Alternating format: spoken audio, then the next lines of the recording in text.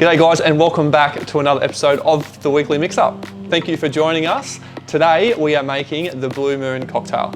So let's get started. So first step you want to do is get some ice, load it into your shaker. And next step will be grab your gin. We're going to pour 60 mils directly into the shaker. Like that. And then you're going to grab your purple liqueur. We're going to pour 15 mils directly into the shaker. And then the last step before we shake it up is we're going to grab some fresh lemon and juice away as soon as I get this thing to work. Yep, almost there. Good. All right, so 15 mils of lemon juice, fresh, directly into a shaker.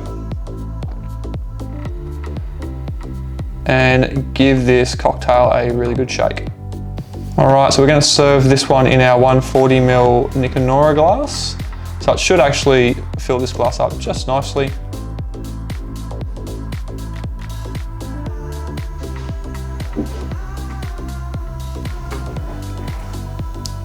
And the last piece of the puzzle is to garnish with a lemon twist. And there you have the Blue Moon. Enjoy.